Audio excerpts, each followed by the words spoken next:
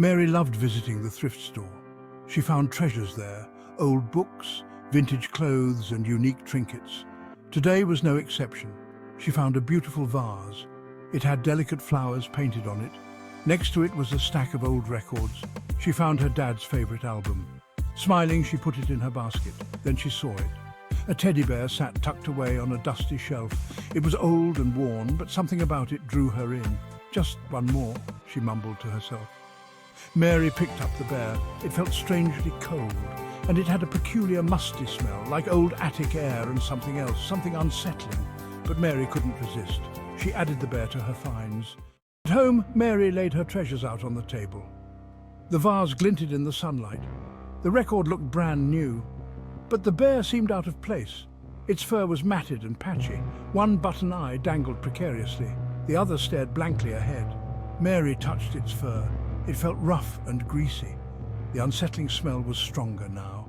It filled her nose with a mixture of dust and something akin to decay.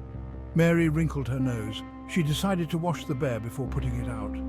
It would probably do it some good. Maybe lessen the smell a bit. She grabbed the bear and headed to the laundry room. Mary tossed the bear into the washing machine. She added detergent and softener. Then she shut the lid and started the cycle.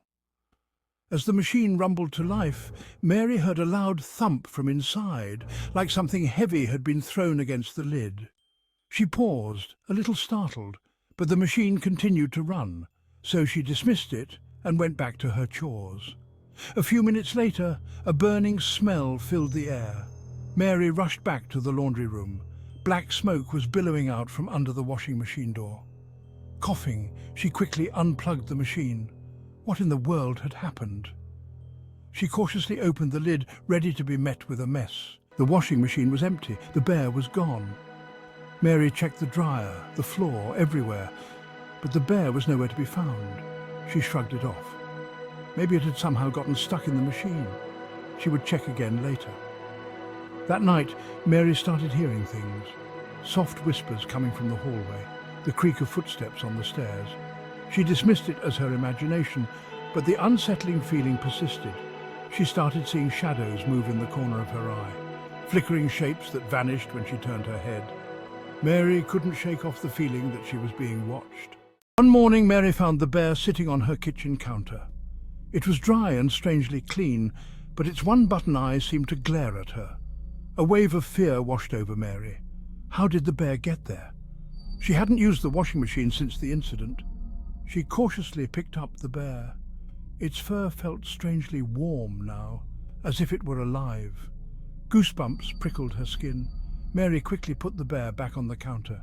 She backed away slowly, never taking her eyes off it. The next day, Mary found the bear again. This time, it was in her bedroom, sitting on her vanity table. But something was different. It held a small, silver object in its paw. As Mary got closer, she realized with horror what it was. A knife. It was one of her kitchen knives. Small but sharp, and it was clutched tightly in the bear's paw. The one-button eye seemed to gleam menacingly in the dim light. Mary felt a chill run down her spine. This was no longer a matter of a lost and found thrift store bear. This was something else, something sinister. Mary decided to get rid of the bear. She took it outside and threw it in the garbage bin. Then she slammed the lid shut and wheeled the bin to the curb. Satisfied, she went back inside. Later that evening, Mary went to empty some kitchen scraps. As she approached the bin, she heard a soft thud from inside. Heart pounding, she cautiously lifted the lid.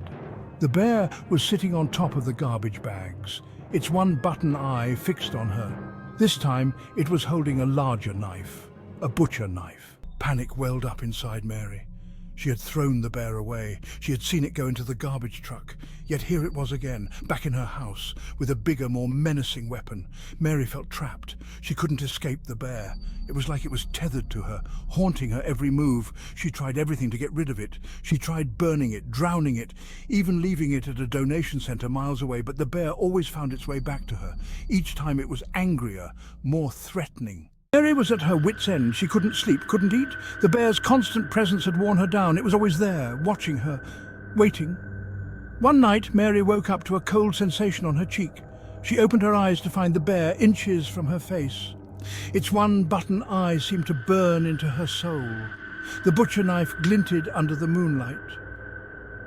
Mary was paralyzed with fear. She couldn't scream, couldn't move. She could only stare back at the bear. The bear leaned closer. Its rancid smell filled her nostrils.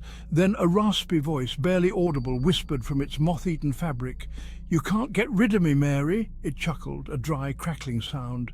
"We belong together, forever."